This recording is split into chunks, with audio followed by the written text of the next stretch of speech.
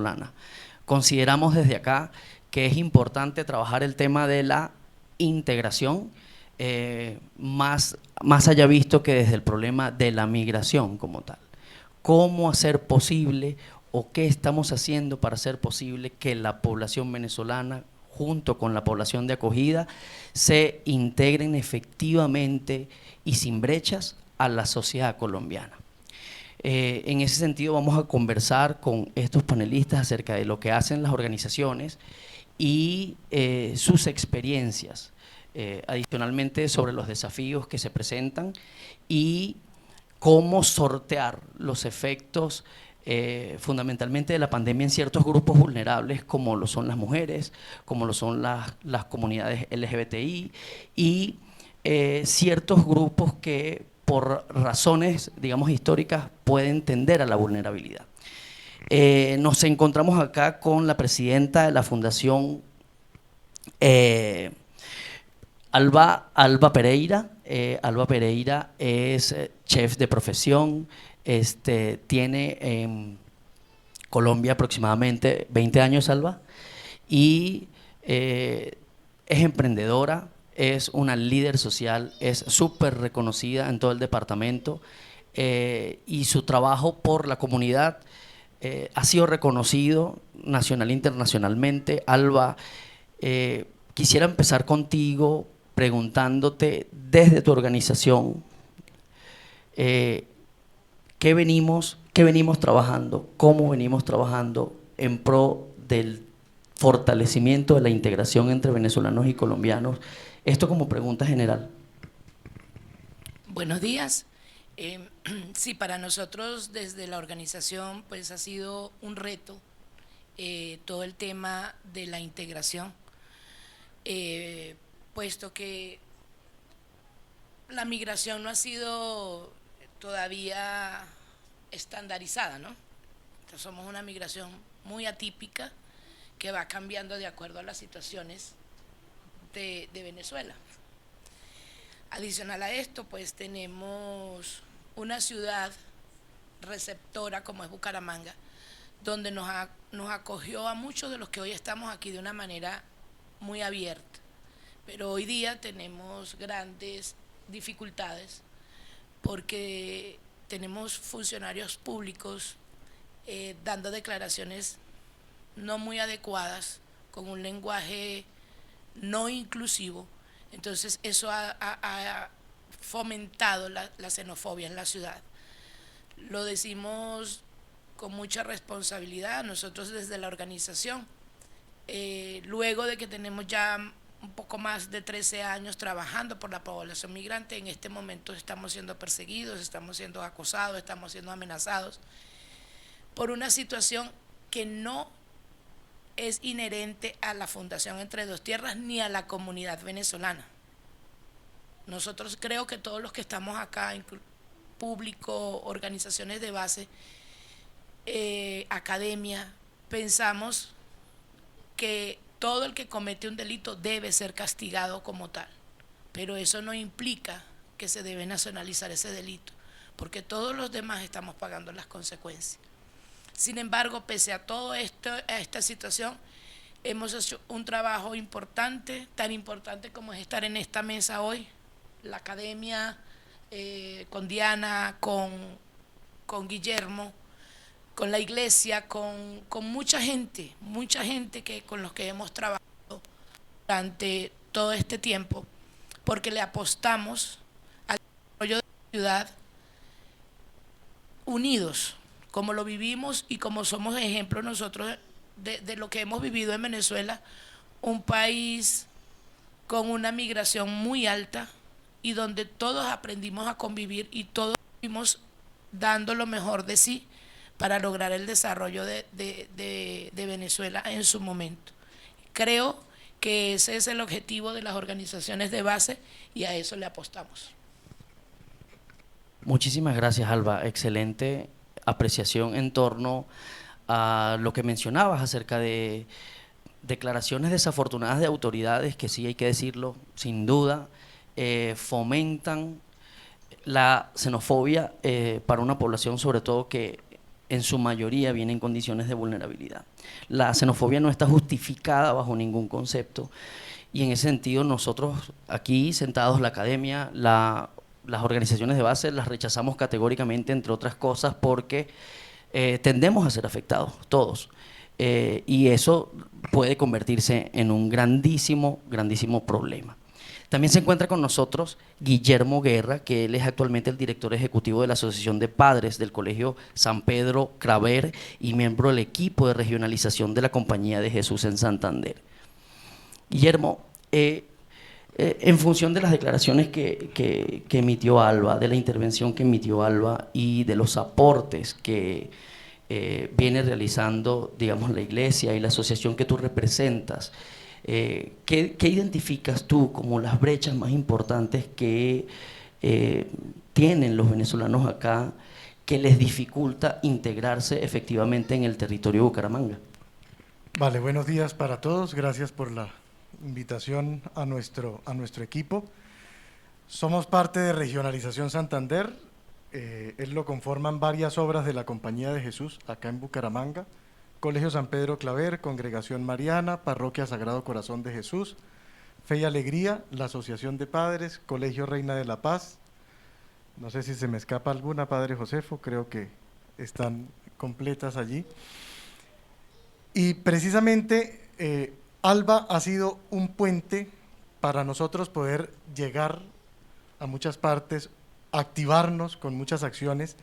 Y en este momento estamos trabajando precisamente en una de ellas, en una brecha, y es todo lo que tiene que ver con la formación, la instalación de capacidades, el fortalecimiento de capacidades en nuestra población migrante, y en eso estamos dando pasos, ¿sí? A propósito del dinamismo que ha tenido la migración, iniciamos nosotros, gracias a la tarea de Alba y a la invitación del Padre Josefo, acompañando a los caminantes. Pero ya en este momento vemos que tenemos que dar un paso más allá y estamos, por ejemplo, en el barrio Colorados, se está desarrollando en este momento una formación con 25 mujeres, mega red de mujeres de Colorados, un grupo de mujeres que nace desde la comunidad en el Colegio de Fe y Alegría con el acompañamiento de unas hermanas que pertenecen a nuestro equipo. Y se vio la posibilidad de generar un espacio de formación en confección básica. En este momento esas 25 mujeres se están fortaleciendo en sus capacidades de tal manera que ellas desde sus propias capacidades puedan salir adelante. Vemos como otra brecha, y esto no es algo a lo que le tengamos respuesta, sino es una pregunta, un planteamiento que soltamos acá sobre la mesa, y es: ¿dónde dejan los niños nuestras mujeres? ¿Quién los cuida? ¿Qué podemos hacer nosotros para poder brindarle una posibilidad, una alternativa que le permita atender a esta formación o a este tipo de espacios formativos que, por ejemplo, nosotros estamos desarrollando, pero que también puedan ir a trabajar? Esas son dos brechas que nosotros estamos viendo que se pueden caminar, pero hay que hacerle. Vale, eso sería. Muchísimas gracias, Guillermo. Estas brechas son muy, muy difíciles, son muy, muy duras, y precisamente nosotros como organizaciones tenemos que trabajar cada día para intentar, con la ayuda del sector público, con la ayuda del sector privado, sortearlas. Entre otras cosas porque esta no es una tarea única y exclusiva de las organizaciones de base comunitaria ni de la academia. Es una tarea que llama a toda la sociedad colombiana a actuar proactivamente en ello. Y digamos que sin duda son los actores públicos, las autoridades, las que a través del poder del Estado tienen la capacidad de disminuir el fenómeno de la xenofobia. Clairet está aquí con nosotros y yo tuve la oportunidad de revisar su hoja de vida, su historia más que una hoja de vida. Clairet, tú llegaste, si no me equivoco, en 2019 acá a Colombia, y eres, digamos, un ejemplo porque eres cofundadora junto a Carol de la Fundación Regalando Sonrisas Benecol. ¿Cómo ha sido ese proceso desde que llegaste acá a Colombia? Según lo que tengo en mis notas, digamos que viniste acá porque te hicieron una mala praxis médica. Entonces, ¿cómo ha sido ese proceso entre 2019 y 2022 en el tema de la integración y cómo has decidido fundar una organización de base comunitaria? Bueno, mi nombre es Clairec Mata, cofundadora de la Fundación Regalando Sonrisas Benecol junto con Carol. Llegué acá en el 2019 como caminante. Salí de mi país debido a una mala praxis médica que le realizaron a mi hijo y fue contaminado. Duré 45 días caminando. Cuando llegué acá a Cúcuta, traté de como informarme, porque también uno tiene que autoestudiar todas las cosas. Cuando ya uno cruza frontera, saber cuáles son las leyes acá, cómo puedo acceder a ellas. La verdad no ha sido fácil, ha sido muchos días de perseverancia, dedicación, ya que yo llegué acá viviendo prácticamente en la calle. Luego seguí trabajando y más adelante, cuando llego acá a Bucaramanga, en el 2020, por medio de un anuncio de Facebook, logré conocer a Carol Rojas, la cual decidí unirme a ella y junto a ella nos unimos 15 chicas más. Nosotras somos una organización independiente, sin ánimos de lucro. Somos 15 mujeres con espíritu solidario, el cual ahorita estamos tratando el tema para orientar y ayudar a la mitigación y barreras a derecho. Estamos desarrollando junto a nuestros jóvenes un programa semillero en Bavaria 2, Puente Nariño, justamente en ese espacio para tratar el tema que decía el compañero acá. En el momento que las mamitas no están con ellos, ellos puedan estar en ese programa semillero, el cual estamos generando también integración, porque trabajamos con población migrante y población de acogida. La verdad no es fácil, pero siempre y cuando uno tenga la disposición y el querer, también el hacer. Muchísimas gracias, Clairette. Una historia muy interesante porque revela que ahora eres fundadora de una organización de base, pero adicionalmente has tenido la oportunidad de experimentar estar del otro lado, y la empatía y el corazón y el tesón se siente cuando tú logras ponerte en los zapatos del otro y específicamente de las otras, entre otras cosas porque digamos que en términos generales la migración venezolana, y no sé si la academia lo podrá corroborar, ha tenido como principal afectada a las mujeres. Entonces, la historia de Clairette o el testimonio y lo que hace su organización revela fundamentalmente que la atención a las mujeres, y tal cual como lo decía Guillermo, es muy importante porque las mujeres son las cabezas del hogar, las mujeres son las que también salen a trabajar y de pronto no tienen con quién dejar los niños en casa. Conmigo, a mi lado, de mi otro lado, se encuentra Génesis Lizarazo, presidenta de la Fundación Pueblos Hermanos. Génesis, ha sido emprendedora y ahora emprendedora social. El paso del emprendimiento al emprendimiento social, ¿qué te motivó a hacerlo? Entre otras cosas porque el emprendimiento propiamente dicho es una forma de negocio, pero el emprendimiento social pasa por una vocación de servicio muy importante. Ese salto, ¿cómo se produjo? Buenos días a todos. Sí, dijo cofundadora, presidenta y directora, cargos que normalmente pues no utilizo porque no me gustan. Una de las cosas que decimos en la fundación es todos somos igual. ¿Y cómo llegamos a esto? Viendo la necesidad. Ambos tipos de emprendimiento fueron por por fundamento en necesidad. Por fundamento en necesidad de, como decía Clairet, de esa desinformación, de no lograr cómo una persona migrante venezolana, solo por su tilde, solo por su acento, solo por hablar distinto o sonar distinto, no se nos daba una información, algo tan básico a dónde dirigirnos al momento de necesitar un apoyo en salud, un apoyo en, dígame, una dirección, un apoyo en algo tan insignificante, no lo lográbamos. Y nosotros estamos ubicados en el municipio de Piedecuesta, y fue cuando en pandemia, aunque fue algo fuerte, fue cuando nosotros como que surgimos, y surgimos en estos dos emprendimientos. En el personal de igual forma, pues la necesidad, la pandemia no midió ni rango, ni posición, ni altura, ni estatura, simplemente se dio. Y en función a esto, pues, o uno vende los limones o simplemente los deja ahí madurar. Entonces nosotros nos pusimos a ver qué podíamos lograr, y con base a este emprendimiento personal nos permitimos poder ver que no éramos los únicos que teníamos necesidad como persona. Había un grupo de personas que estaba teniendo necesidades particulares, y fue cuando descubrimos que nuestro vaso de agua se estaba poco a poco convirtiendo en una cucharita o tal vez en una jeringa.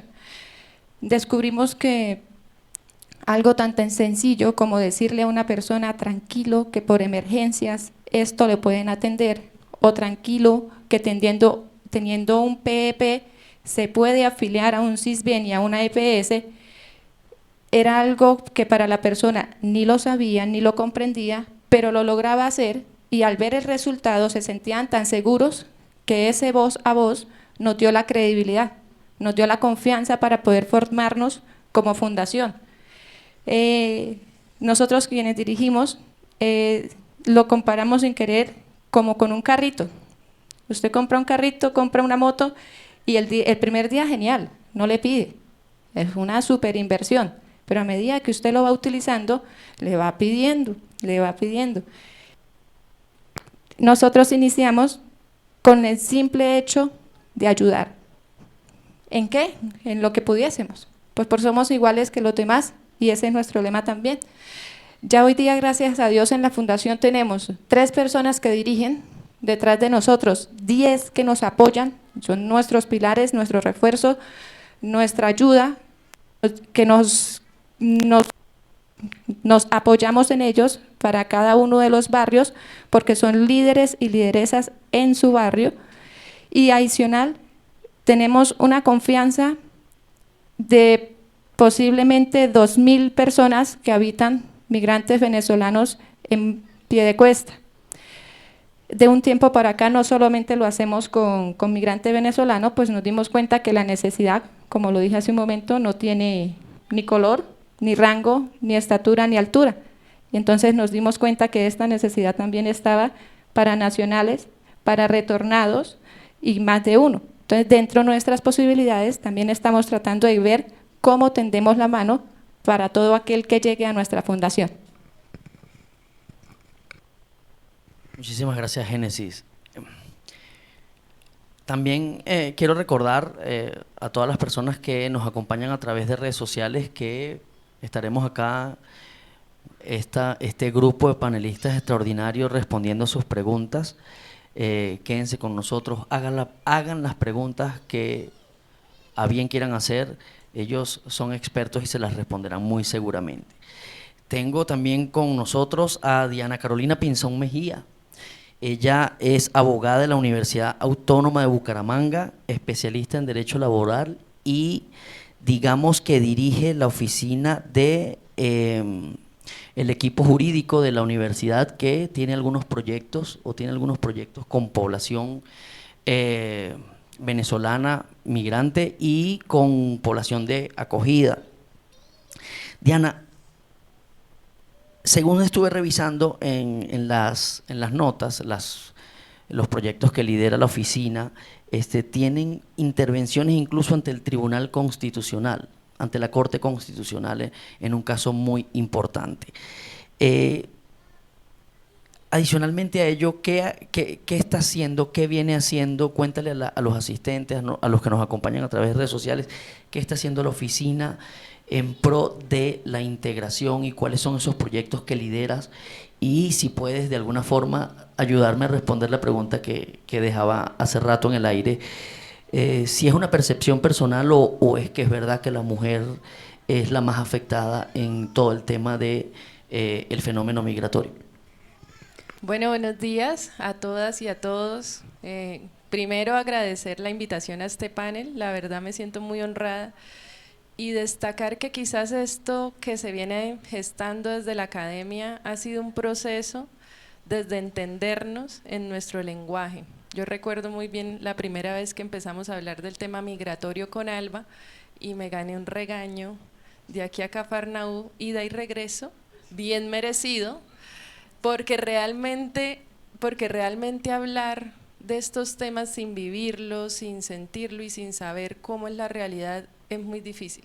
Yo creo que uno lo primero que tiene que hacer al momento de hablar de los temas es conocer a las personas que lo viven, saber qué pasa en el terreno, qué es lo que viene sucediendo en la ruta, cómo se hace, digamos, para sobrevivir en las calles, ¿cierto? Siendo un migrante, siendo un refugiado, siendo un retornado y teniendo todas las necesidades que puede tener cualquier ser humano. A nivel de del tema de las mujeres, puntualmente, nosotros desde la Clínica Jurídica UNAP hemos desarrollado brigadas y atenciones específicas frente al género femenino, sobre todo en el asunto de la higiene menstrual. Digamos, este es un tema que a veces se deja de lado, pero es una situación fisiológica, un tema que pues nos sucede a todas las mujeres cada mes. Digamos, este grito o este símbolo de solidaridad se dio con oportunidad de ver cuál era la situación de esas mujeres migrantes caminantes que de repente no iban a tener esa atención puntual frente a su necesidad de higiene menstrual. Ya en el tema de trabajo, desde la universidad pues venimos desarrollando alianzas con diferentes actores, con organizaciones que nos permiten también acceder a la comunidad, con otras fundaciones y organizaciones a nivel internacional que nos permiten rubros y de esa manera pues vamos uniendo esfuerzos para poderles atender, y en eso ya tenemos digamos un impacto de más de 800 personas atendidas en temas que tienen relación con lo jurídico. ¿Qué es lo jurídico? La posibilidad de acceder de pronto a derechos, a bienes, a servicios que quizás la comunidad no conoce, ¿cierto? No sabemos a qué podemos acceder estando en un nuevo terreno, en un nuevo territorio, y pues gracias a la capacitación que hemos recibido, por ejemplo, de organizaciones como Opción Legal, ACNUR, OIM, bueno, incluso de las mismas fundaciones, Entre Dos Tierras, Pueblos Hermanos y más, ya podemos tener unas competencias a nivel de los estudiantes que permiten brindar orientación y asesoría jurídica. En el tema de lo jurídico, como bien lo mencionaban, hemos participado ante la Corte Constitucional. Este es el máximo órgano a nivel jurídico en cuanto a los temas pues, de derechos humanos y demás y garantías, y allí participamos en el caso de una mujer migrante venezolana que estaba siendo víctima de la trata de personas. Este es un flagelo que lamentablemente se piensa solamente en los libros o en algún relato, pero la realidad es que sí, todos y todas podemos ser víctimas de la trata de personas bajo diferentes modalidades. Por eso la relevancia del caso que logramos atender. De la mano con estos servicios también tenemos uno muy particular y es la atención psicosocial. Esta atención se hace de manera gratuita, 100%. Nosotros estamos ubicados en el barrio Centro, acá en Bucaramanga, sobre la carrera 12 con 34. Ahí recibimos todos los casos que puedan llegar, tanto para orientación jurídica como psicosocial, y pues bueno, ahí vamos adelantando. Muchísimas gracias. Bueno, ya lo saben, a todos los que de alguna forma necesiten algún tipo de apoyo jurídico y psicosocial, aquí tienen esta gran cantidad de organizaciones y de equipos en la universidad que los pueden estar apoyando con muchísimo cariño. Y finalmente está con nosotros Mairene Tobón. investigadora, doctora en ciencias, líder de proyectos comunitarios, sociales, consultora a nivel público y a nivel privado, voluntaria de la Fundación Entre Dos Tierras junto a ALBA. Mayrene, la situación migratoria de Venezuela, que viene produciéndose por oleadas desde la década pasada, pero se intensificó entre 2017 y 2018, ¿qué ha generado en Mayrene como persona y en la organización para la que trabaja y en la organización para lo que es voluntaria? ¿Cómo Mayrene fomenta la integración a través de su accionar diario? Hola. Vale, buenos días a todas y a todas. Gracias por este espacio, por este necesario espacio para justamente conversar sobre la integración. Dainer, algo que faltó allí, es decir, que también soy colombiana retornada. Es decir, que no están las notas, pero aunque aún mantengo mi acento muy maracucho, que es del occidente de Venezuela, que es el país donde viví, soy descendiente de colombianos que en 1950 migraron a Venezuela e hicieron su vida allá. Así que estar no solamente hoy aquí, sino en cada uno de los espacios que me ha permitido, desde la fundación como voluntaria, desde investigadora en la UNAP, luego en Uniandes y en el trabajo de calle, justamente ha sido poder ver cómo los colombianos que regresamos somos otros extranjeros y que la integración empieza por reconocernos a quienes tuvieron que irse. Fueron, al igual que en este momento los venezolanos, fueron obligados a dejar su territorio. Nadie sale de su tierra únicamente porque decide voy a vivir en un lugar mejor y es mucho más fácil en el extranjero. Eso no sucede en la realidad y mucho menos en medio de un conflicto armado y de una situación tan compleja como la que vive aún Colombia. Así que mi mirada es siempre doble, es de la colombiana que vivió en otro país con una familia de colombianos que añoraba estar acá, que la comida que se comía era entre la colombiana y la venezolana y que ahora regresa acá a tratar de ayudar, a explicar desde mi rol de investigadora cómo es importante comprender que la movilidad humana no es un fenómeno único y especial y además problemático, es un derecho humano. Y todos y todas tenemos la posibilidad y sobre todo el derecho a poder migrar y cambiar de lugar de residencia. Y esto no puede ser satanizado. Creo que desde la academia lo que intentamos hacer es comprender tanto en los lugares de acogida como en los lugares de donde provenimos, es cómo es el impacto de estas migraciones cuando suceden digamos rápidamente o en una dimensión muy alta como la población venezolana. Es decir, no es fácil para una población de acogida tener ahora 2 millones de personas de otra nacionalidad, con otros acentos, con otras costumbres y sobre todo con muchas o iguales necesidades que la población colombiana. Entonces, desde la academia lo que intentamos es, uno, reconocer que migrar es un derecho y por tanto se exige, no se negocia, ¿ok? Que el derecho a la información es un derecho a los que tenemos todos, con o sin documentos, que el enfoque de niñez, de género, debe estar más presente hoy en los servicios de atención para toda la población, no solo para la población migrante. La integración inicia también cuando nosotros mejoramos los procesos de atención para colombianos y venezolanos.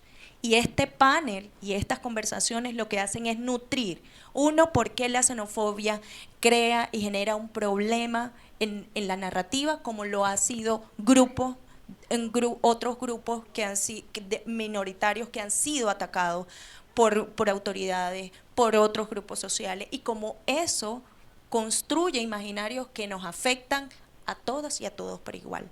ser mujer tiene unas implicaciones muy particulares en el trabajo, en nuestras obligaciones diarias, también en cómo nos relacionamos con otros.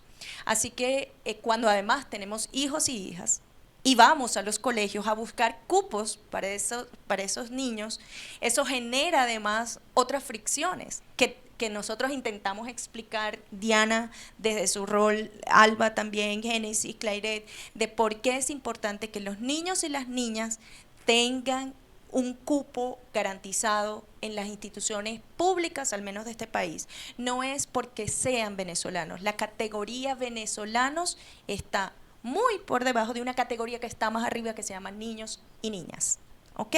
Y los derechos de esos niñas y niñas que no habían surgieron un poco en la conversación de Guillermo, es primordial. Entonces, para mí el impacto ha sido en tres cosas. Uno, poder volver como colombiana retornada con un acento diferente, aunque mi cédula diga que soy nacional colombiana. Dos, tratar de explicar en el territorio en el que estamos que la migración no se trata de un problema, se trata de una situación, un derecho de movilidad humana a la que todos estamos sujetos. Y además de poder crear espacios para conversar e integrar y exigir también los derechos que nos corresponden como personas, no como venezolanos o colombianos, como personas. Un momentico, Alba quiere dar una pequeña intervención. Para complementar lo que bien dice Mairene, hubiese sido genial haber tenido en este panel representantes de las autoridades territoriales como la alcaldía y la gobernación. Hubiese sido un batacazo que ellos hubiesen escuchado y entendido la posición mucho más directa, porque pareciera que estos espacios a ellos no les gusta mucho. Entonces hubiese sido muy bonito haberlos tenido acá. Muchísimas gracias, Alba. A veces el poder se asusta. Y voy a referirme al poder. El poder se asusta cuando no logra integralmente comprender un fenómeno, cuando no logra comprender que las dinámicas sociales son muy distintas a las planificaciones hermosas que se construyen en los despachos. Y el poder se asusta, corre hacia adelante o corre hacia atrás. Desde la Fundación Juntos Se Puede, nosotros hicimos extensas invitaciones al sector público, tanto de la alcaldía como de la gobernación. Y bueno, no recibimos respuesta. Digamos que hubiese sido muy importante que ellos estuvieran acá entendiendo y dimensionando qué es lo que está ocurriendo y cómo fomentamos la integración.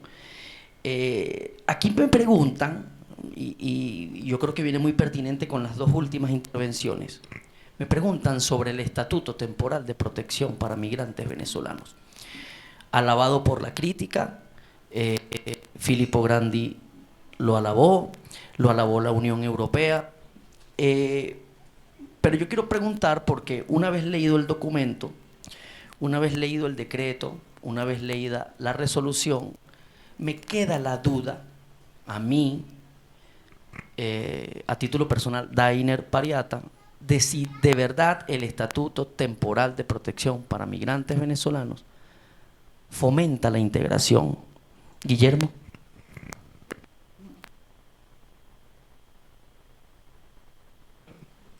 La respondo a título personal. Venezolano también, hace 7 años que vivo acá en Colombia. Y la respondo desde la experiencia que ha tenido mi hermano. Mi hermano tiene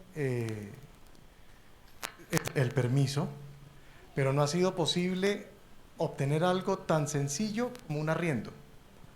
¿Quién ha tomado el arriendo? Lo he tomado yo porque tengo cédula de extranjería. Pero hace 7 años, cuando yo obtuve mi cédula, tampoco la conocían. ¿Qué es lo que yo percibo de todas estas cosas?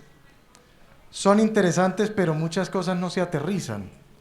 no las conocen en las oficinas en donde atienden a la gente en el día a día, y allí es donde nosotros no tenemos que entrar en muchas oportunidades a juzgar y a pelear con quien nos atiende.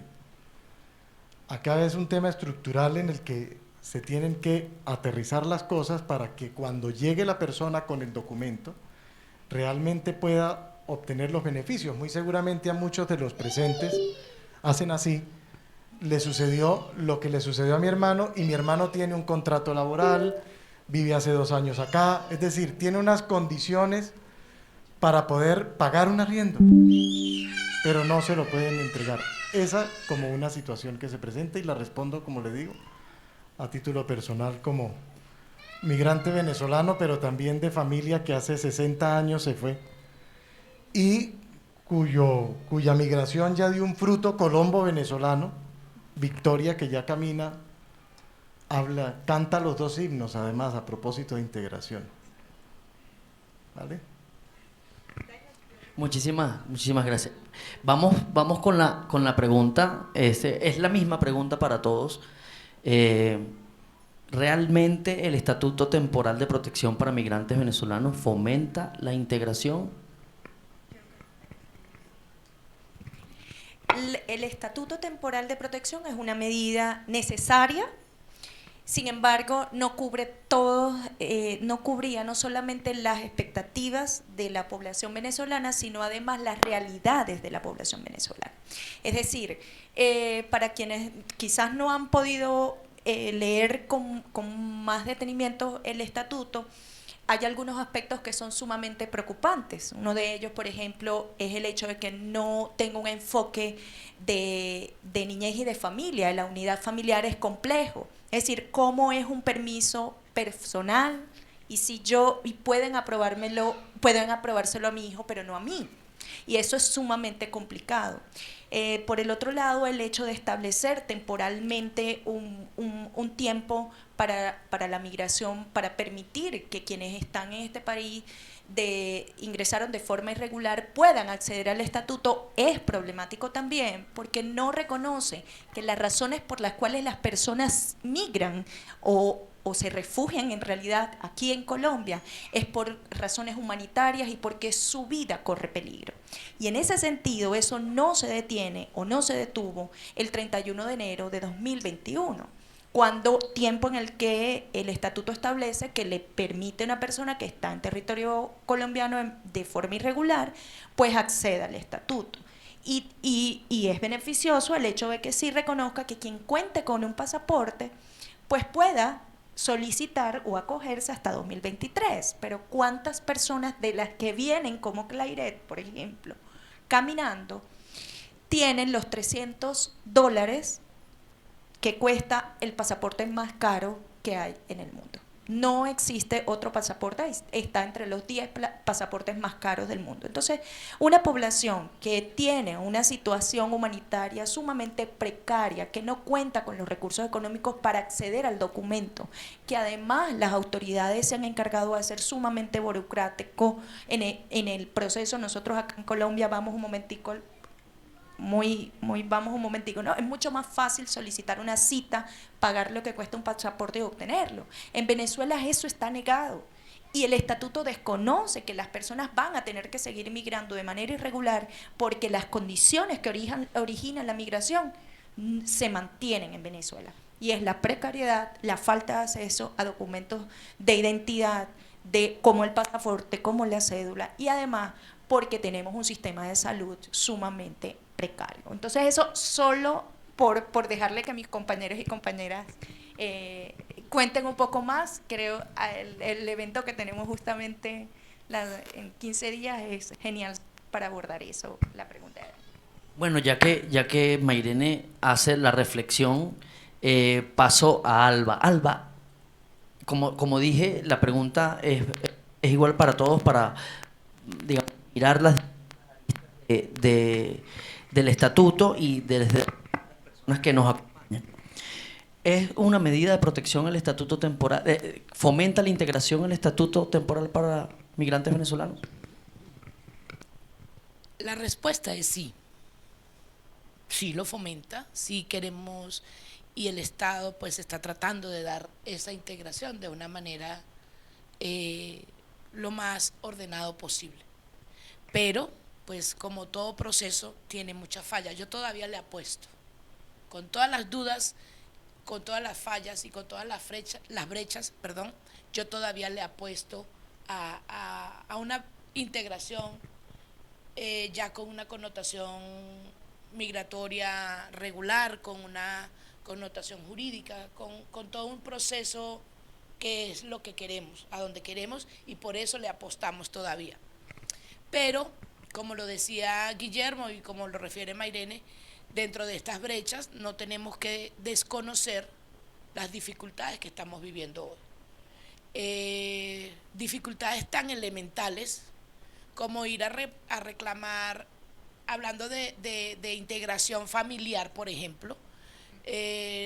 Tenemos muchísimos casos, creo que son casos muy altos, que los niños quedan en manos de terceros, es decir, de los abuelos, de los tíos, ¿verdad? Porque mamá y papá, mucho más jóvenes, se van incluso a otros países a hacer hacer otros trabajos para lograr tener unos mayores ingresos, y dejan a sus hijos seguros en Colombia con sus abuelos. A la hora de hacer el preregistro se hace como núcleo familiar, abuelo, abuela, nietos. Cuando se va a buscar el documento, oh sorpresa, tiene que recogerlo la mamá o el papá, porque la mamá o el papá no están aquí.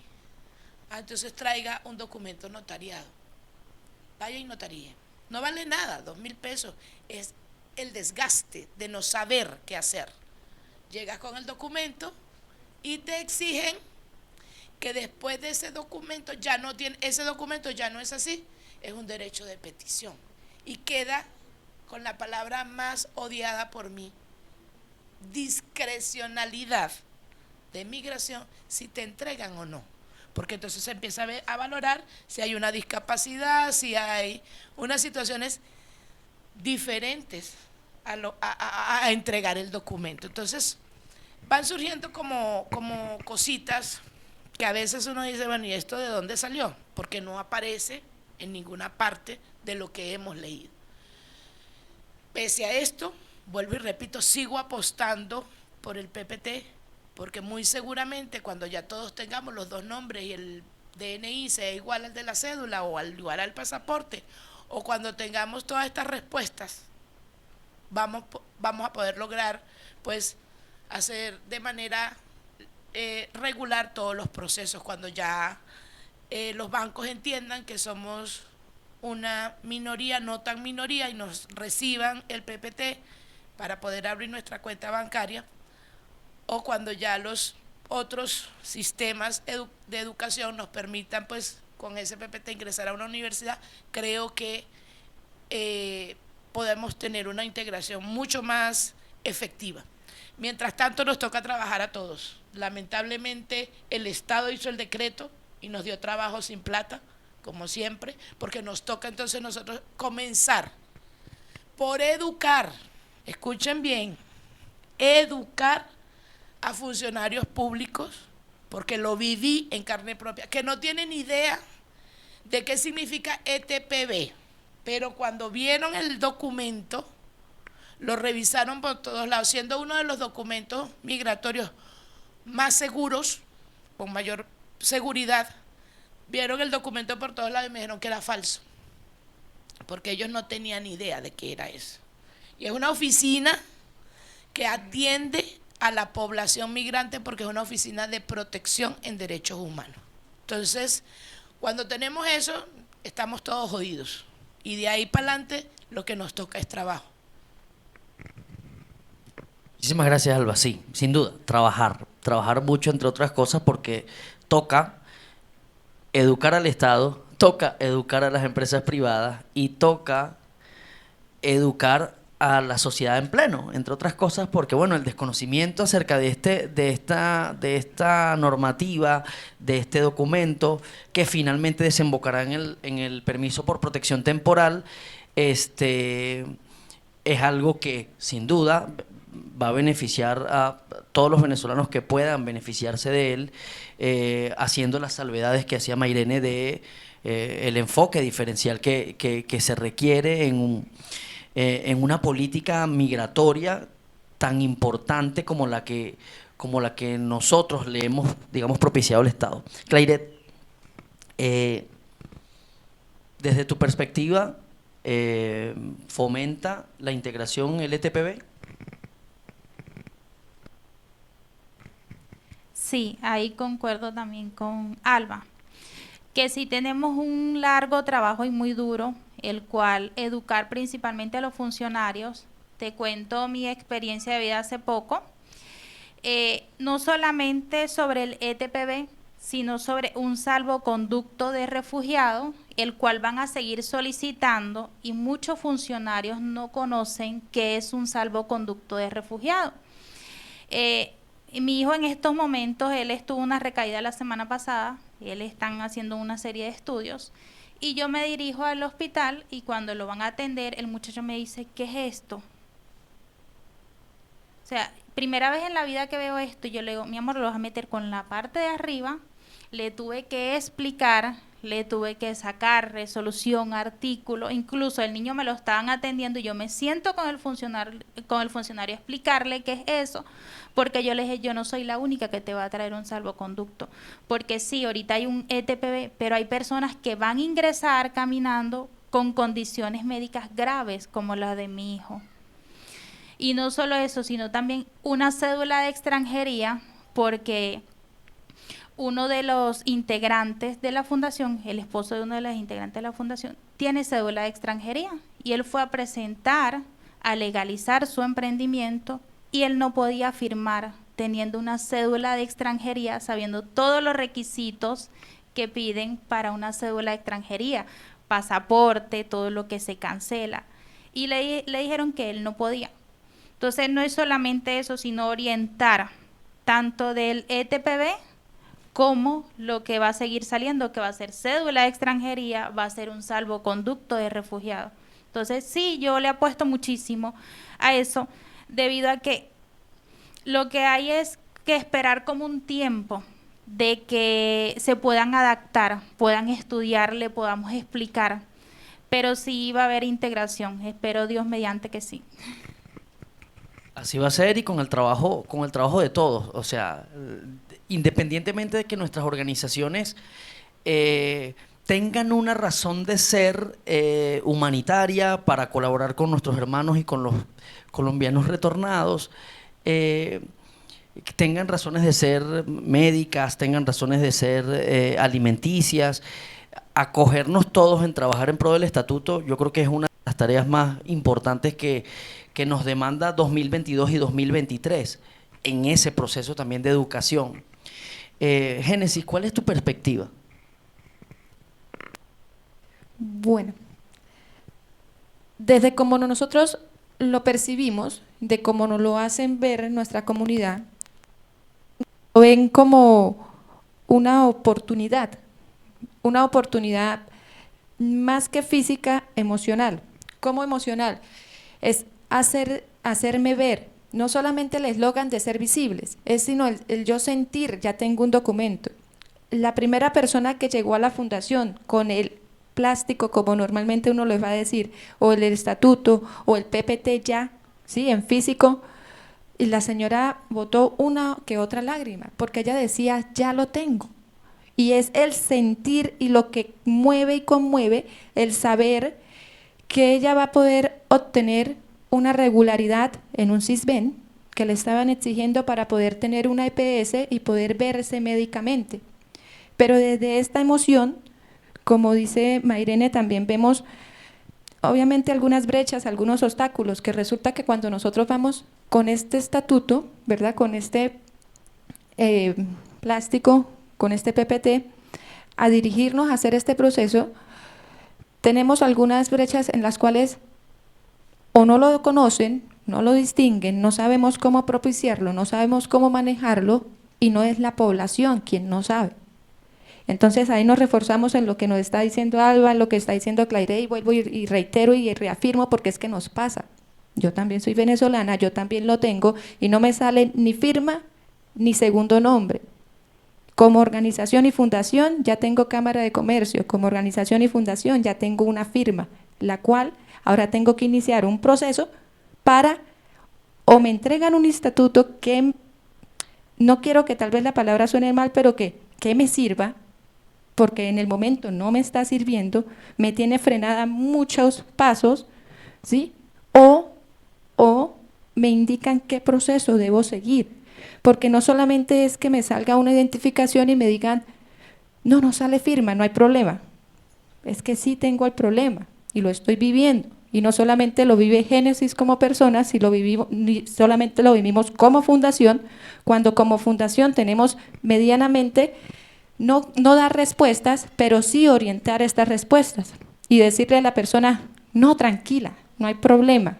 Cuando yo sé que después de que se dirija a un sitio posiblemente no le van a atender porque no sale una firma o porque no sale un segundo nombre o porque en un documento tiene que ir solamente con un nombre y un apellido porque es como sale en el documento, cuando yo en verdad tengo 2 y 2. O sea, sí hay una oportunidad grande. Emotivamente es una oportunidad de poder estar y sentirnos que nos están tomando en cuenta, más allá de un número, más allá de una estadística y un porcentaje, estamos siendo visibles. Pero también necesitamos que más allá de esa estadística y porcentaje seamos visibles como personas también, ¿sí? Desde lo emocional.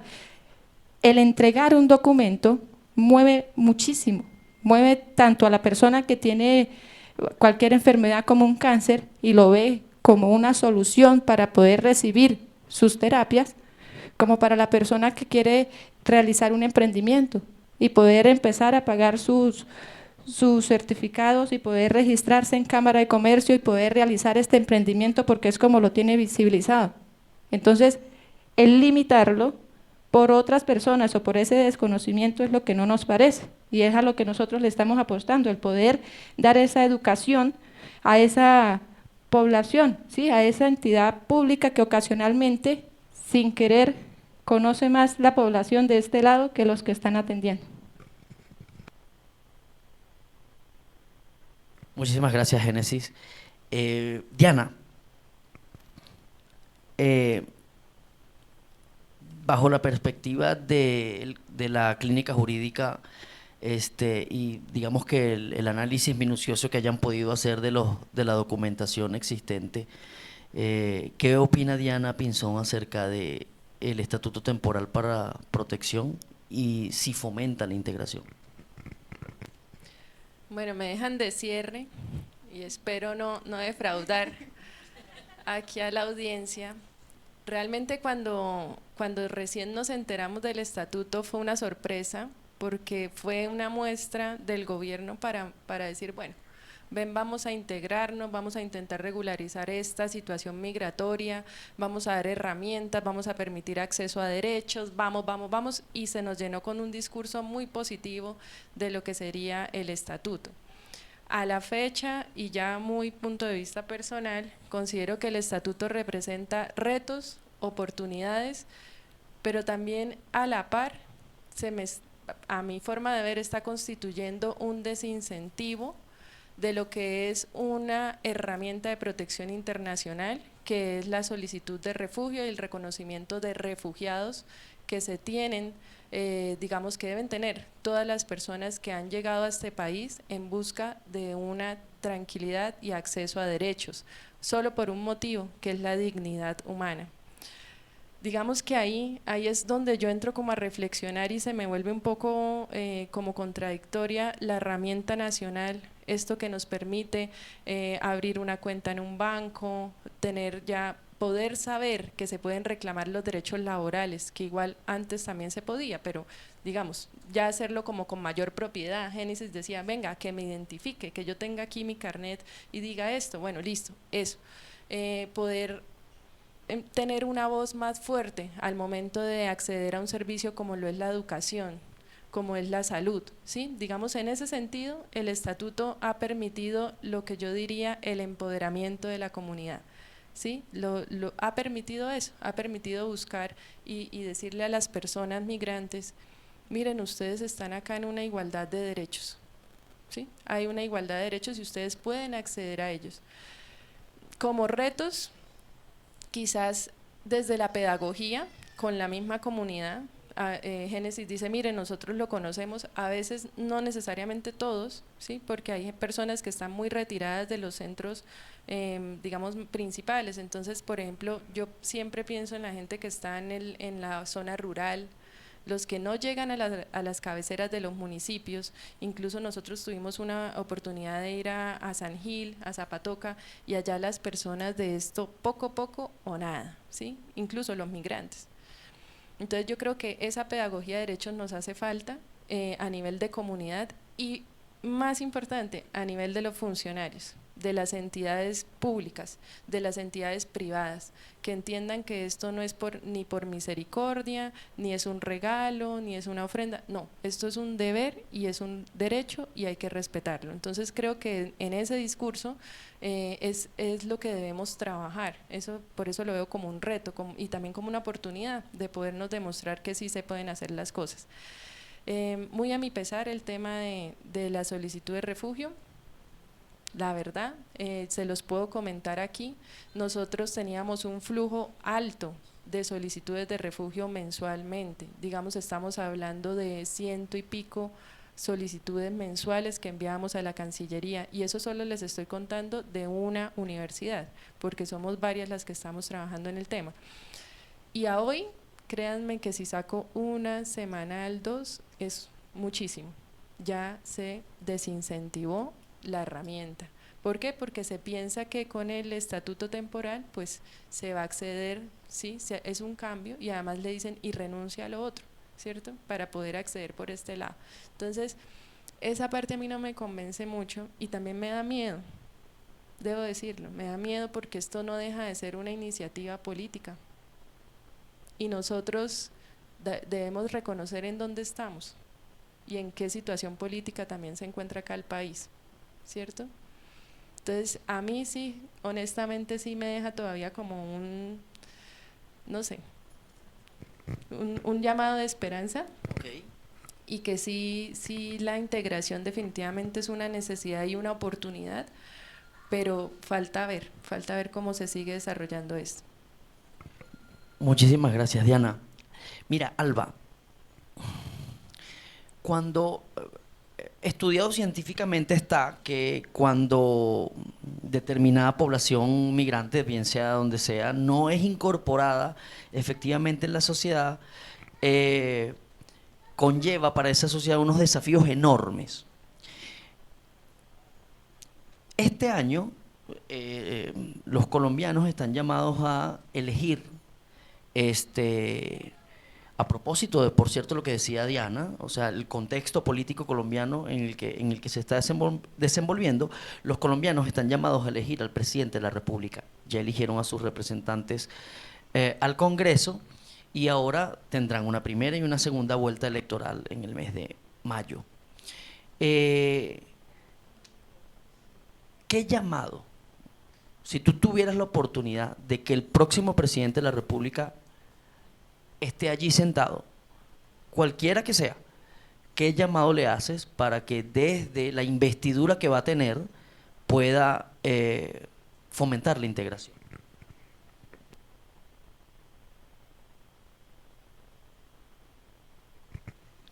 Me la pusiste muy difícil. Y es difícil porque nosotros tenemos unas limitaciones, ¿verdad?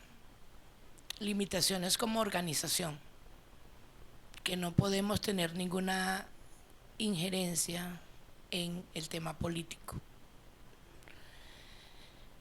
Si yo me quito la chaqueta y me quito el carnet, sigue siendo difícil el tema.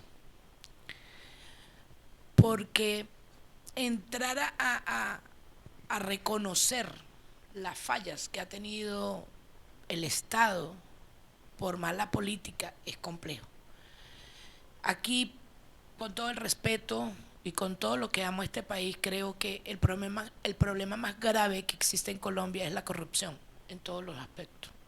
Creo que en este momento somos uno de los países, estamos en las primeras listas, por ejemplo, en los primeros números muy seguramente, de uno de los países con mayor corrupción.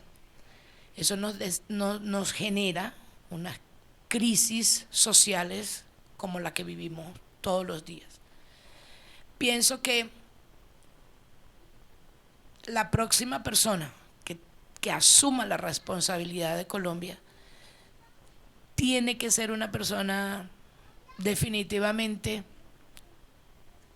que conozca y reconozca primero a su país y segundo todas las diferencias que hay que existen en este país, porque no puede ser posible que hay unos bandos que quieran gobernar para los más desprotegidos y hay otros bandos que quieran gobernar para los más protegidos. Entonces, siempre va a haber una población en la mitad que no va a ser reconocida.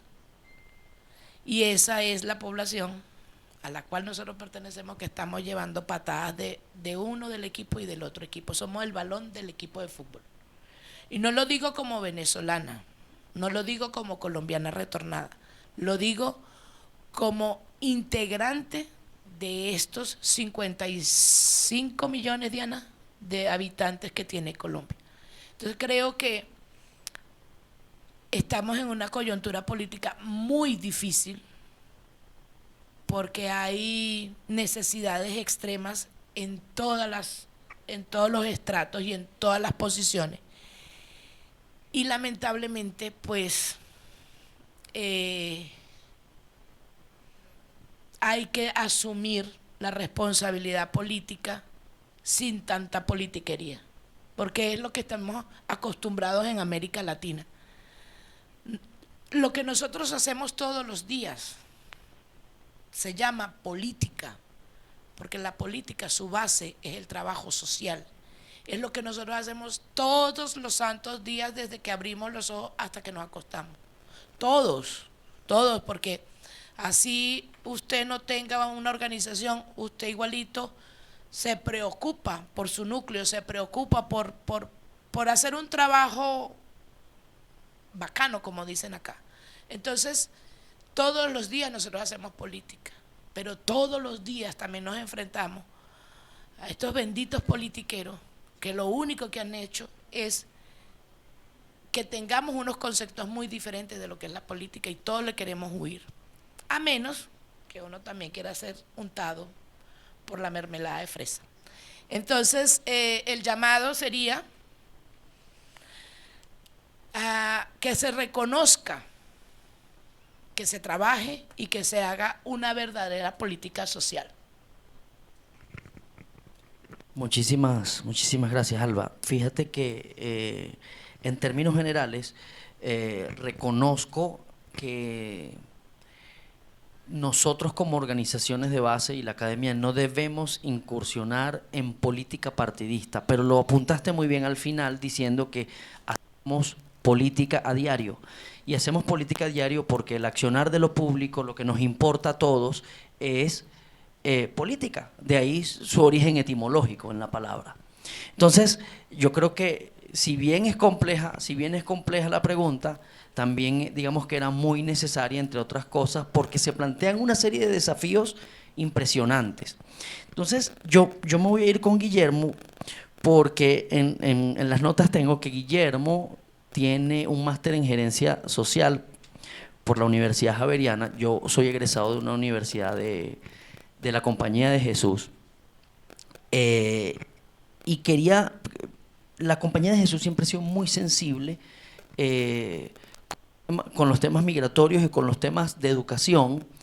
¿Qué desafíos ves tú como egresado y como formas parte todavía de una institución de la Compañía de Jesús? ¿Qué desafíos mira la Compañía de Jesús con respecto al tema de la integración de la población migrante y adicionalmente con los colombianos retornados? ¿Cuáles son esos desafíos que ustedes les permiten ofrecer una hoja de ruta para el trabajo en los próximos? Vale, entonces, en primer lugar, acompañar, estar, caminar, De hecho, una de las preferencias apostólicas universales de la Compañía de Jesús en este momento es caminar junto a los descartados del mundo, los más pobres, los más necesitados. En este caso, pues, todos nuestros hermanos migrantes, todos nosotros, los caminantes, los retornados, y acá Alba me pega un pellizco si digo lo que no tengo que decir. Además de acompañar y acoger, trabajar desde lo que sabemos, la educación, apostarle a la formación, en el fortalecimiento de capacidades de las personas. Y esto es otra apuesta, seguir apostándole a la persona, que el centro sea la persona. Me gustaba muchísimo la intervención inicial de Mairene, en la que no tenemos que distinguirnos como venezolanos o como colombianos cuando hay algo superior, que es el hecho de que todos somos seres humanos. Entonces, el desafío va desde esa óptica, acoger, acompañar, que lo hemos venido haciendo desde lo que cada una de nuestras organizaciones tiene, pero también el apostar por la formación para que la integración sea muchísimo más viable y duradera. Y sobre todo también al interior de nuestras organizaciones, en donde hacemos vida muchísimas personas, pues poder trabajar, sensibilizar, brindar herramientas de tal manera que no sea el Padre Josefo que está acá. Padre Josefo, usted puede levantar la mano allí. Él es José Fernando Posada y se los presento. Es jesuita y Venezuela tiene mucho que agradecerle al Padre Josefo por todo lo que ha hecho por nosotros, y en el Padre Josefo está representada la Compañía de Jesús y la apuesta por este tipo de espacios. Y otra cosa a la que tenemos que apostarle es la generación de alianzas, ser puentes. Esta señora es un puente impresionante y se da la mano con el Padre. Entonces es ver todo lo que podemos hacer juntos. Eso es otra de las apuestas que tenemos. Muchísimas gracias, Guillermo. Fíjate, a propósito de eso, de ese final, me llama muchísimo la atención y voy con Génesis y Clairet. ¿Qué alianzas? ¿Cómo ves la estructuración de alianzas, Génesis, en lo concerniente al trabajo diario por la integración? Una sola organización pues se le haría muy difícil, pero ¿cómo ven desde Pueblos Hermanos el tema de la generación de alianzas y con qué sectores para ayudar en el tema de la integración? Alianzas.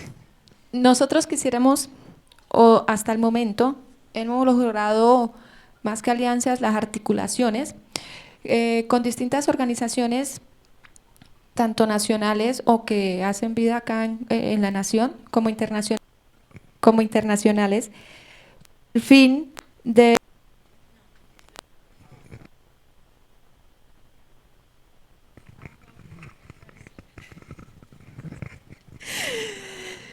con el fin de llegar a un punto, y el punto es el poder lograr ayudar, y es la palabra que a nosotros nos mueve, porque dentro de la organización, o de nuestra fundación, como les decía, nosotros somos 3 que lideramos por papeles y 10 que estamos de voluntarios, y ellos por ayudar, porque nace, porque queremos ver cómo logramos generar esta integración, lo hacemos sin más ni más. Y entonces este tipo de alianzas, solo interno de nuestra afinidad, de cómo podemos ver cómo ayudar, la podemos lograr a estas organizaciones. Quisiéramos ver la posibilidad, y por lo menos, como lo dijo Claire en su momento, ellas también son una organización sin fin de lucro, no financiadas por ninguna organización, de igual forma nosotros. Hasta el momento no hemos logrado la aprobación de ningún proyecto, pues somos todavía unos pollitos, como nos dice Alba a nosotros, ¿sí?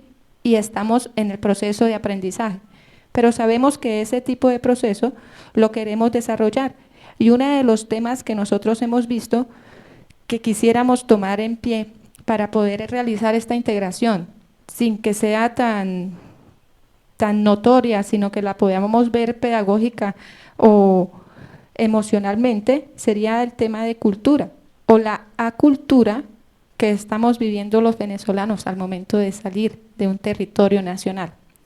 El poder nosotros, sin querer, como lo dice Guillermo, discúlpeme usted que yo lo tuteé, el poder identificar dos himnos nacionales y también poder lograr ver cómo identificamos que pese a que somos medianamente por cultura distintos, lo podemos integrar en una misma nación y logrando ver cómo sin ni color ni distintivo de alguna nación, ni que seamos venezolanos ni colombianos, solamente podamos jugar béisbol, softball, fútbol, bailar cualquier tipo de música, unos tambores, unas gaitas, un vallenato, ¿sí? Lo podamos realizar y poder ver que esa integración la llevemos desde lo más viable o lo más emocional hasta poder trascender un poco más.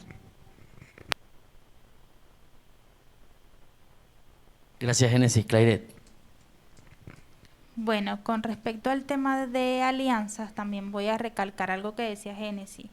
Nosotros como nuevas organizaciones se nos dificulta mucho participar en proyectos, ya que piden una serie de requisitos con los cuales nosotros, como estamos comenzando, no contamos con ellos. Eso es lo principal. Crear alianzas internas, también se puede decir, debido a que nosotros, hablo de la fundación de nosotros somos 2 cofundadoras y son 13 mujeres las cuales ellas nos apoyamos entre todas para realizar cualquier tipo de trabajo. Nuestra fundación es autosostenible por nuestros emprendimientos, los cuales muchas veces no nos da abasto porque todos vivimos una situación distinta, pero sabemos que sostener una fundación más ser madres, cabeza de familia y sostener un hogar no es fácil. Sí hemos creado, sí, se puede decir que alianzas gracias al apoyo de ALBA. Nosotros como fundación nos dimos a conocer el día 3 de septiembre del año pasado, fecha inolvidable para mí, debido a un conversatorio que nos invitó el doctor Oscar Guedes de la Gobernación de Santander. Ahí pudimos conocer a ALBA, a Génesis, a Natalia, de distintas organizaciones, las cuales ellos nos abrieron las puertas de conversar y hablar con nosotros, porque muchas veces algunas organizaciones somos egoístas. Son mis mujeres, es mi gente, y no queremos compartir esa información. Y ellas fueron las únicas personas las cuales nos prestaron esa atención y de allí hemos trabajado, como dice Alba, nos dice a nosotros, ustedes les gusta cambiar pañales, nosotros nos encanta trabajar con los niños y con los jóvenes, a ella no le gusta mucho cambiar pañal, pero cada uno de nosotros 3, tenemos como que esa parte, Génesis va con las mujeres, Alba también, y así. Pero sí, a nosotros nuestro enfoque es los niños y los jóvenes. Y sí hemos creado alianzas, pero más que todo entre organizaciones las cuales está integrada por personas migrantes. Muchas gracias, Clairet. Yo quiero cerrar, antes de las preguntas que puedan tener acá en el público, con Mairene y con Diana, específicamente en el tema de los desafíos. Desafíos a mediano y largo plazo. Yo tengo la percepción de que la gran mayoría de los venezolanos que han llegado se van a quedar y sienten a Colombia como suya. ¿Cuáles son esos desafíos que a mediano plazo se nos presentan a las organizaciones de base para fomentar efectivamente la integración en todos los ámbitos, en el económico, en el social, en el político, en el cultural, en el ambiental, o sea, una integración que sea verdaderamente efectiva para que la sana convivencia y la paz social se pueda dar en Colombia. Diana.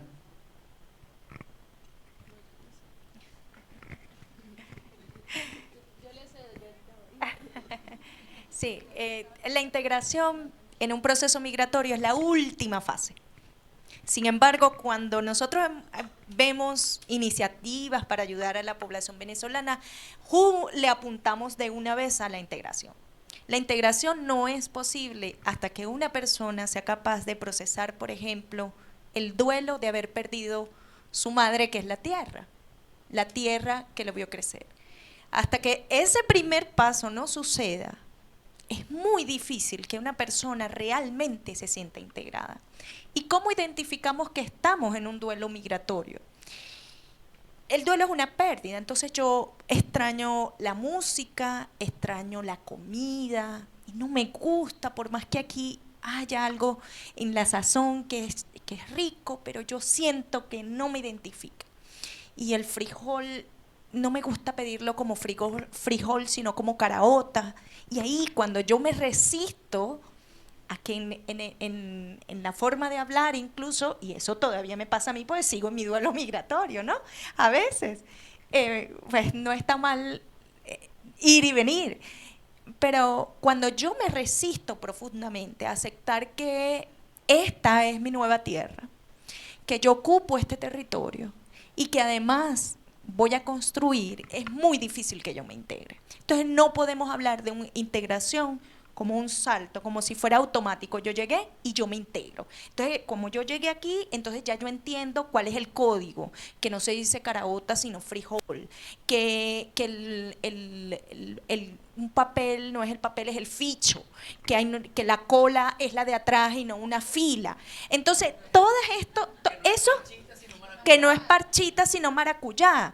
Entonces, aunque estas cosas parecieran muy cotidianas al extranjero, no solamente aquí en Colombia, sino en cualquier otro país, se asume que cuando llega, usted tiene que acoger las costumbres y, por tanto, como hablan, inmediatamente.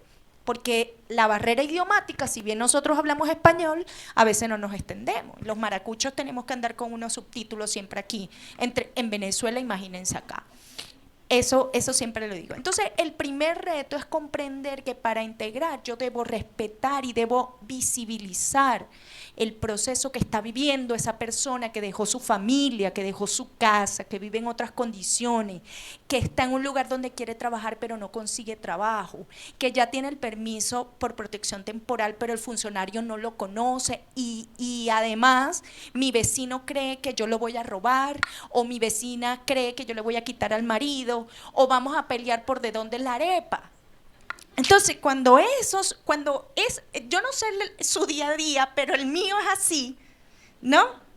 Tratar de demostrar que yo estoy aquí, que no vengo a quitarle nada a nadie, que yo quiero construir aquí, juntos, no nada más con los venezolanos, juntos con mis hijos que ya son también son colombo-venezolanos. Entonces ahí sí, cuando nosotros superemos ese reto, podemos hablar de integración. Y es un camino que nosotros, no solamente las organizaciones de base, sino cada uno de nosotros ha venido construyendo con el vecino, con el que trabaja, con la persona que trabaja.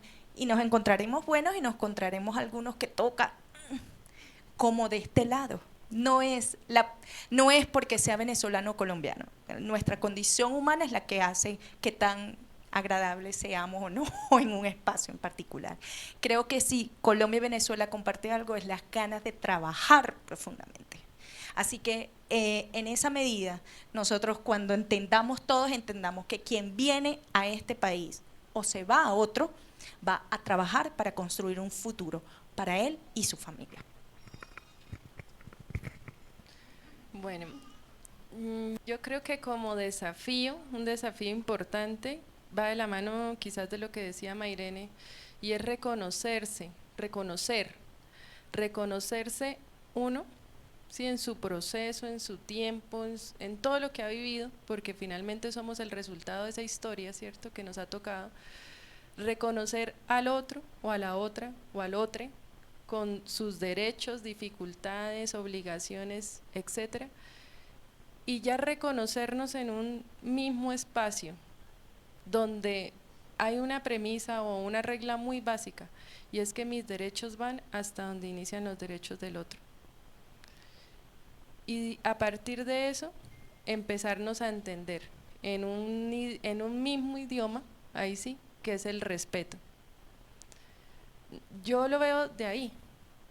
Ese para mí sería como el mayor desafío que se tiene. Entendernos en nuestras diferencias, pero sabiendo que somos iguales, iguales también algunos con otras características particulares que los pueden hacer más directamente beneficiarios a ciertos derechos o a ciertas situaciones, pero reconocernos en lo que somos, en lo que nos duele, en lo que nos hace felices, en lo que de pronto necesitamos, en sabernos vulnerables también ante la vida. En eso yo creo que es como el mayor desafío, entender ese punto. Muchísimas gracias. Bueno, aquí empezamos como una dinámica en la que todas las intervenciones han tenido un calibre muy importante, nos han dejado algunas lecciones y por supuesto reflexiones. Quisiera dar la palabra para aquellos que tengan alguna pregunta para alguno de los panelistas, y nuestro compañero David va a moderar esta parte.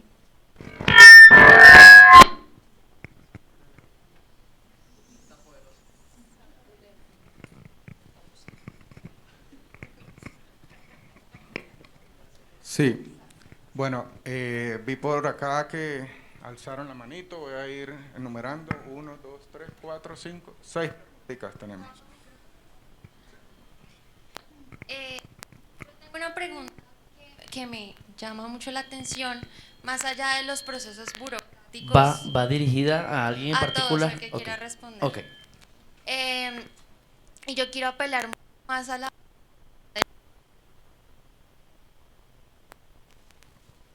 humanidad de lo que implica el proceso migratorio y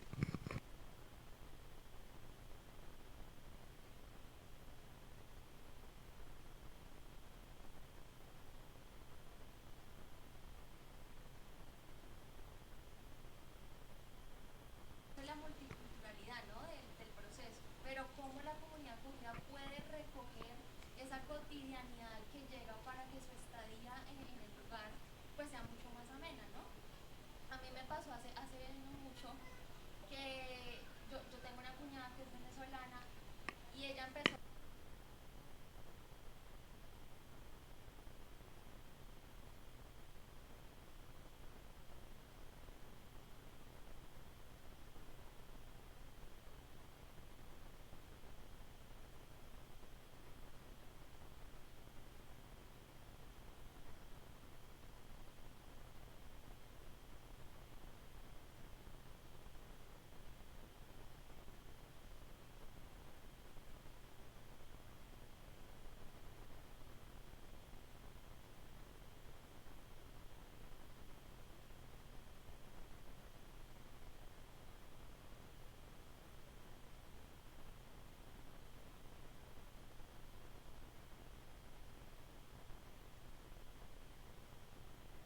la generación que llega ya no reconoce las costumbres de su tierra, ¿no? Porque, por ejemplo, bueno, hay unos líos con el consumo del pescado, porque ya no se da, por todo lo que está pasando con los monocultivos, etcétera. Pero incluso la gente que está migrando a otros países ya no tiene esas costumbres porque hay cosas que no encuentran que estaban en su tierra. Y la gente no sabe, entonces los niños que están creciendo, pues no saben qué es lo que ustedes denominan, que yo tampoco conozco muy bien y quisiera aprender, pero cómo nosotros desde la juventud y la niñez podemos mantener esas costumbres, no sé si hacerlas propias colombianas, porque creo que lo valioso del asunto es que uno pueda convivir en un lugar multicultural y que pueda explorar todo eso, pero incluso que los procesos burocráticos sean también amables porque reconocen que hay unas diferencias identitarias propias del proceso y que también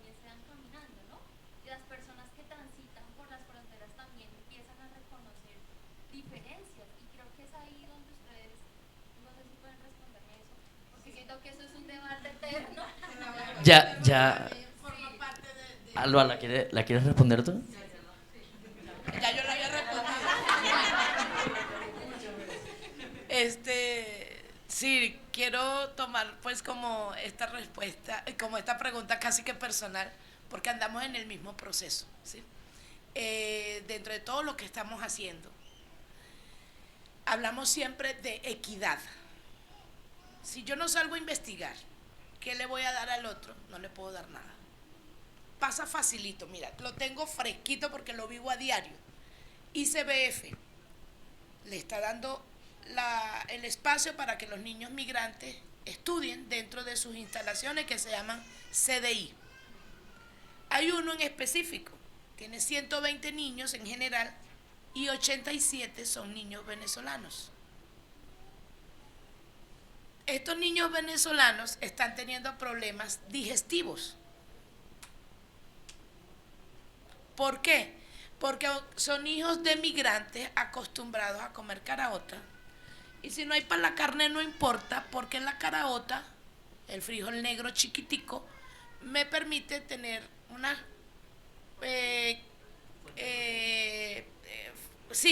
fuentes de proteína muy altas, una cantidad calórica importante. Y cuando yo me pongo a revisar, yo, Alba Pereira, no Fundación Entre Dos Tierras, me pongo a revisar el menú, vemos que no hubo un estudio, sino que se cataloga que todos los niños son desnutridos. ¿Sí? Entonces a todos los niños le dan pajarilla, a todos los niños le dan hígado, a todos los niños le dan brócoli y a todos los niños le dan jugo de tomate de árbol con leche. Cosas que ni siquiera en temporada, yo creo que hay muy poca gente aquí que han tomado el jugo de tomate de árbol como jugo. En Venezuela se tomaba para algunas enfermedades, ¿no? De esos remedios caseros de las abuelitas. Entonces, cuando no tenemos identificado al otro, cuando no hay una equidad de qué vamos a dar, tampoco tenemos equidad en qué vamos a recoger. Creo que el trabajo es mucho más de lo que nosotros nos imaginamos. Recoger toda esta información. Nosotros vamos a fiestas donde bailamos vallenato, bailamos salsa, porque la fiesta es nuestra. Pero si nosotros vamos a una fiesta donde nos inviten, nos identifican solo con la música llanera. Y ahí pues ya hay otro proceso, ¿no? Pero también hay cosas bonitas que están pasando. En estos días yo andaba haciendo mercado en El Éxito, muy viendo a ver los precios maravillosos que tenemos hoy día. Y empiezo como a cantar, ¿no? Empiezo a cantar. Y cuando yo caigo en cuenta, es una canción del maestro Simón Díaz que se llama Caballo Viejo. Y yo, ¡guau! Caballo Viejo en El Éxito, chévere. Otro día volví y igual, estaba escogiendo unos tomates y me puse como a medio bailar, como a mover el cuerpo. Cuando me doy cuenta, era Oscar de León.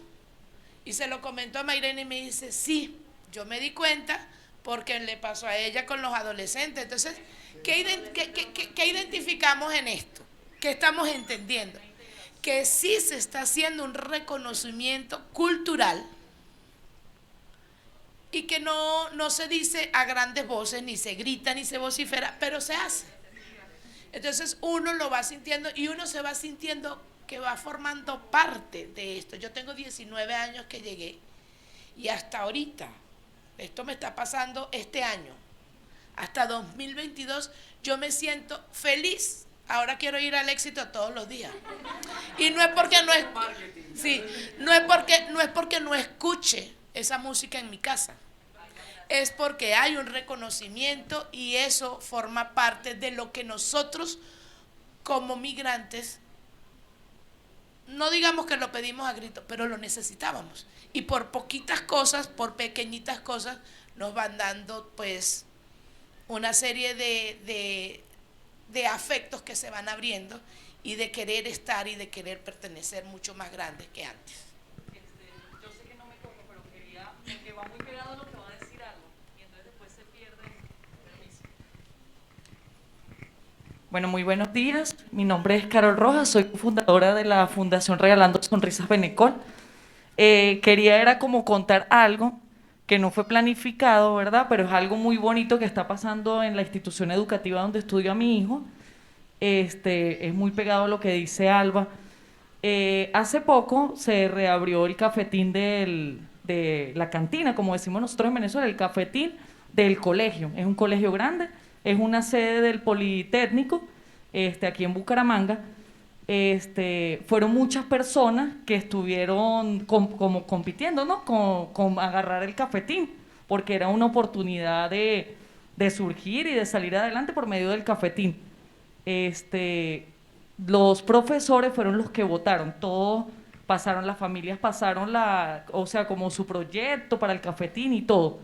Y el resultado fue muy bonito porque las profesoras escogieron una familia venezolana.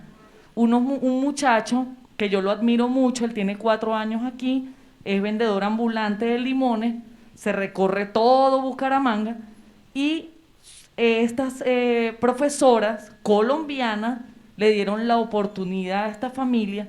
De verdad, cuando yo supe que esa familia venezolana iba a trabajar el cafetín, de verdad me dieron ganas de llorar porque es algo muy bonito que no fue planificado, ¿verdad? O sea, ahí es donde vemos la calidad humana de esos profesores. Yo digo, y si todos tomaran esa iniciativa, no es que que todas las cafeterías van a ser venezolanos, no, pero sino que cuando haya un compromiso, cuando haya la oportunidad de ayudar a alguien que de verdad se lo merece, darle el reconocimiento. A ellos no les importó, no, pero es que tiene que ser para colombianos. No, ellos pensaron, vamos a dar la oportunidad a esta persona humilde, a esta persona trabajadora, que ha demostrado que sí quiere salir adelante. Y de verdad, con estas cositas, con estos granitos de arena, yo creo que la integración sí se puede lograr. Muchas gracias.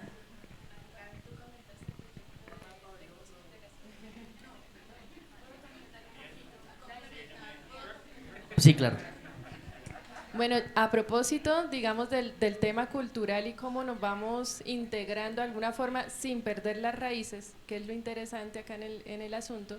Desde la universidad estamos promoviendo un proyecto junto con Alba, con la Fundación Entre Dos Tierras, para dejar memoria de lo que es esa riqueza gastronómica de los venezolanos.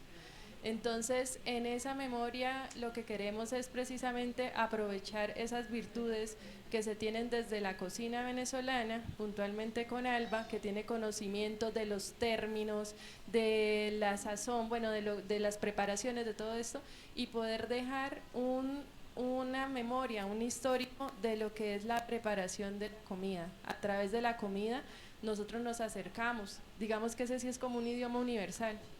Comer, sentarnos a comer, a tomarnos algo, un café, lo que sea.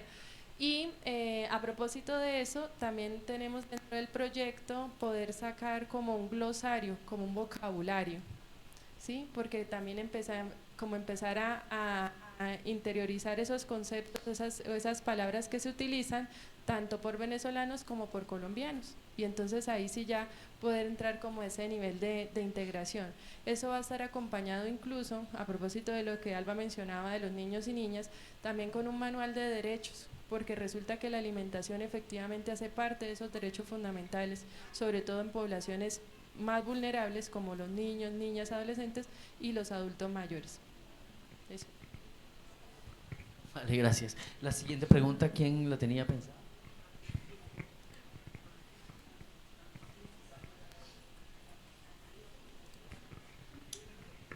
Buenos días para todos, mi nombre es Francisco Rodríguez, yo soy secretario de la Fundación Pueblos y Hermanos. La pregunta como tal, porque es que cuando estaban hablando del estatuto, del permiso, a mí me causa que cuando dicen si es de integración, obviamente si hay integración, todo el mundo por allá atrás de una vez, yo escuché que más de uno, no escuché qué dijeron, pero sí y yo también, igual que todos los venezolanos, tenemos impases, estamos sufriendo X o Y cantidad. Entonces la pregunta es, ¿qué podemos hacer o cómo nos podemos apoyar en que nos representen? ¿De qué manera? a mí me indigna mucho ese papel que está llegando a los de septiembre, donde prácticamente les dice que usted es un mentiroso, porque así lo entiendo yo. Si usted me dice que yo estoy colocando unos datos que no fui a una cita, o sea, yo soy un mentiroso para usted y yo me equivoqué. Entonces, me indigna mucho porque yo sigo las redes, el director, sigo a todo el mundo, estoy pendiente de todo lo que publican, de los estatutos, me leo, reviso. Lo pueden decir los voluntarios, que todos llegan es, Francisco, mira, que esto, y yo a todo el mundo trato de darle una respuesta, pero es supremamente difícil si todas las semanas está cambiando. Y si todas las semanas, como que hay que ver quién es el culpable, en vez de ver cuál es la solución correcta. ¿Sí? Yo comprendo que es un proceso, desde que arrancó, yo se lo comenté a Génesis, esto es un proceso de construcción. Ellos van a ir aprendiendo porque hay muchas cosas que todavía no conocen de nosotros como población migrante venezolana. Pero entonces la pregunta es, ¿cómo hacemos para que alguien nos represente? Porque es muy fácil salir al director Juan Francisco y decir que sí lo hay, porque sí hay personas que van y que son groseras, que escriben por las redes sociales en mayúscula, que ya escribir en mayúscula por las redes sociales ya es elevar el tono. Pero entonces, ¿qué pasa? Hay personas que tienen más de 120 días necesitando un documento para poder atenderse, para poder obtener un título de bachiller sus hijos, para X o Y cosas. Entonces la pregunta es, ¿cómo hacemos para nosotros que alguien nos represente y diga, listo, esto está pasando, pero también tenemos esto, y que nos tomen en cuenta, porque sabemos que están las barreras, pero es como, sí están, pero haga esto, y hay un botón en Migración Colombia y hay que hacer esto, y no importa que no le salió el segundo nombre, y no importa que no salió esto, pero o sea, necesitamos es que nos tomen en cuenta de verdad. A ver,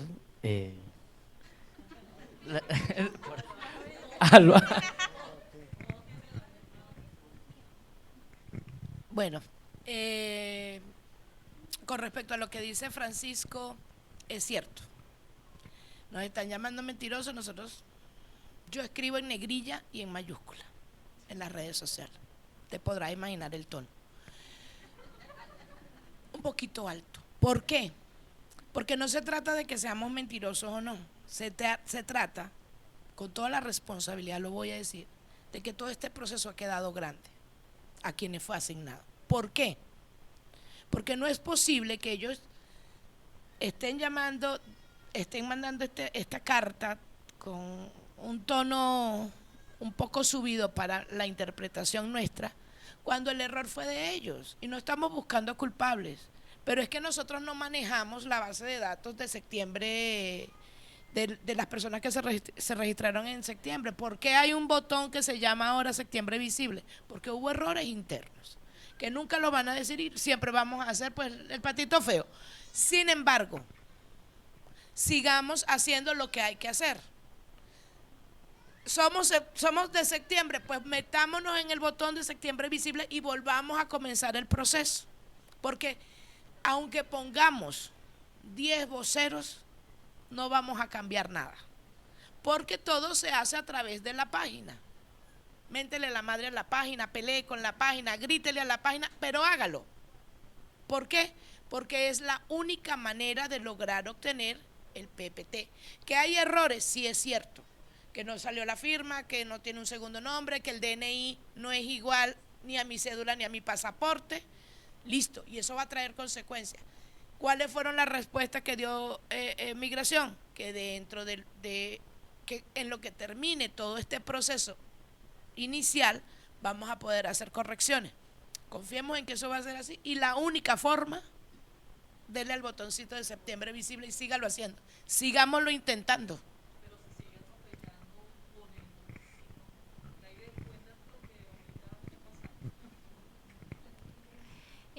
Yo dije que el 3 de septiembre era fecha inolvidable para mí porque hice mi preregistro.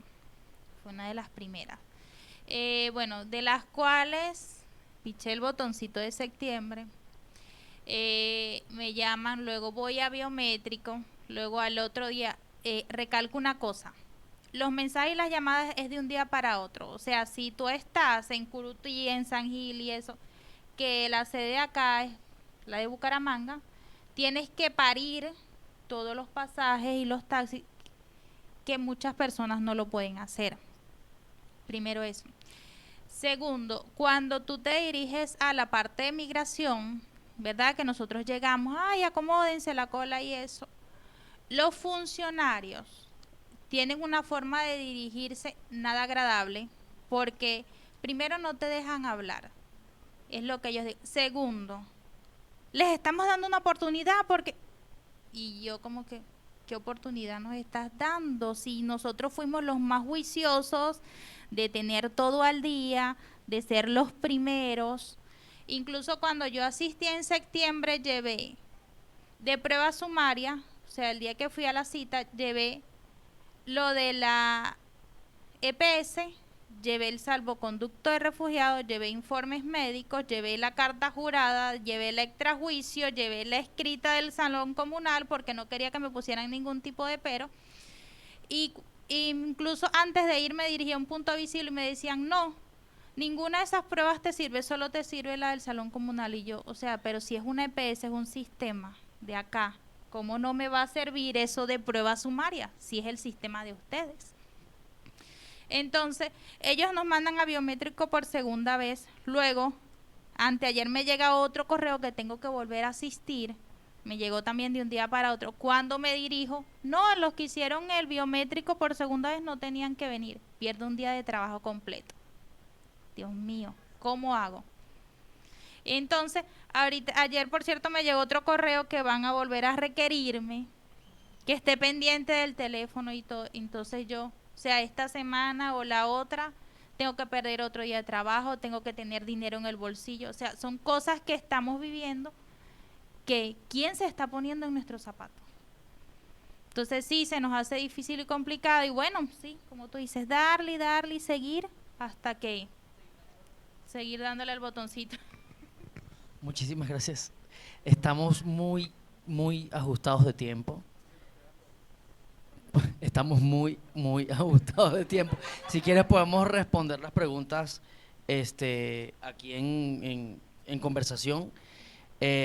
Quisiera despedir esta transmisión agradeciéndole a todos ustedes acá por haber venido, por ser las voces hoy de la sociedad aquí en Bucaramanga, por ser la representación de las organizaciones de base acá, por ser la representación de la academia acá, por darle contenido a, digamos, nuestras solicitudes ante las instancias, por darle realidad y por darle visibilidad a todo el tema de la integración. Les agradezco a todos por permitirme, digamos, guiar esta conversación. A la Fundación Juntos se Puede, por supuesto, por confiar en mí. Espero que tengamos otra oportunidad de seguir conversando sobre estos temas. Nos vemos próximamente en Medellín, nos vemos próximamente en Bogotá, porque desde la Fundación Juntos se Puede estamos convencidísimos de que el tema de la integración tiene que irse tejiendo, tiene que irse construyendo, tiene que irse dando para que estos desafíos que se presentan pues sean más llevaderos y juntos los podemos llevar adelante. Muchísimas gracias por estar aquí, muchísimas gracias a todos.